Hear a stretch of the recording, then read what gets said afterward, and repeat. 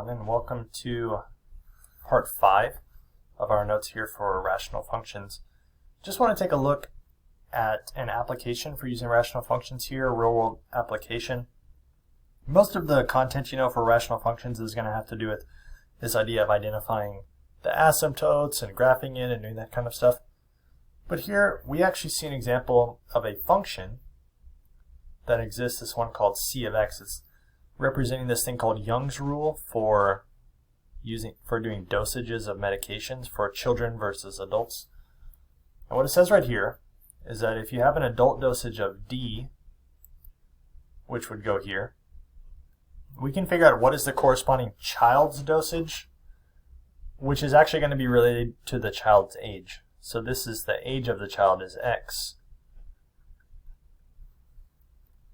And we're able to basically calculate, if we plug in a different age of a child, then we'll be able to calculate what is the corresponding dosage if the adult dosage is D. This is the adult one. So here we just want to answer a couple of questions about this problem. We would like to know what is the horizontal asymptote for this function. And so here you notice that this function, it has on top only one term. It just has the dx, and then on bottom it's a linear one, and so the leading term is this one that goes x, so it's like dx over x. And this would be basically what we're pretending the function looks like whenever we're considering the horizontal asymptote, because this will be more indicative of the infinite behavior whenever x is either getting infinitely large in the positive direction or infinitely large in negative direction.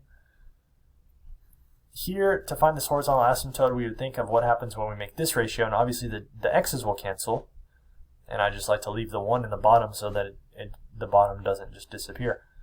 And so basically d over 1 is just d. So the horizontal asymptote is this line like y equals d.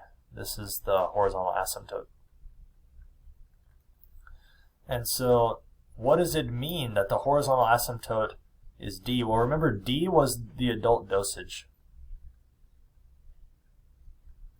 And so in the context of this problem, basically what that means is as a child gets older, so as x is increasing, this value, the child's dosage, will approach the adult dosage. Child dosage, it will approach the adult dosage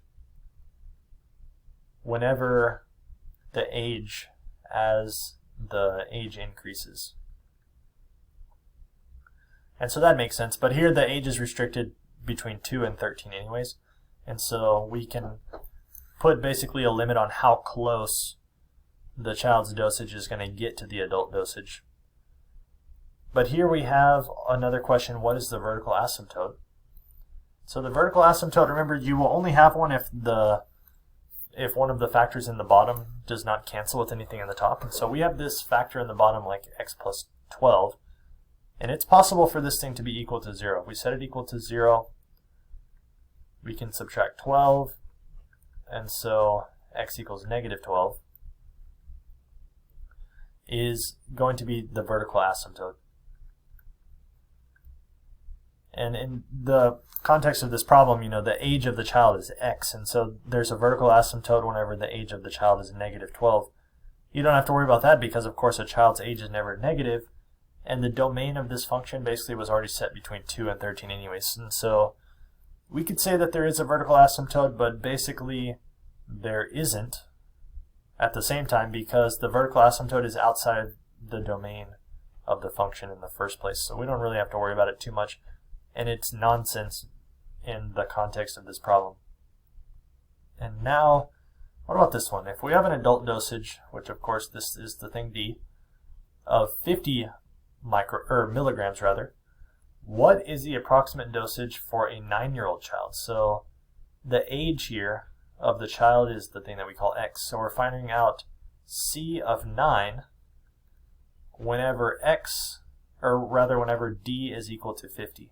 So we should plug in this case, 50 for d, and we will get this kind of a thing. 50 times x, which is 9, over the child's age again, 9 plus 12. So 50 times 9 is 450, and then it goes over 21, And so the approximate dosage here, we can do this division, but you can tell that it's going to be a little bit more than what, some number like maybe 22. If we just plug it in, this is going to be approximately, I'm going to pretend like this has 20 on bottom. It would be like 450 over 20, which is actually equal to 225 over 10, which that is equal to 22.5. So that many milligrams would be the approximate dosage for a 9-year-old child. And then here, just for your edification, is a graph of what this function would look like. You can see this vertical asymptote here of this function. Whenever we plug in that d is 50, it has a vertical asymptote of y equals 50. So as a child gets older, of course, this function only matters for us in between these x values up until 13, between 2 and 13. So we only care about this little piece of the function over here. But if the child theoretically could keep getting older and older, and you have over here a 60-year-old child, then that dosage is going to approach the adult dosage of 50.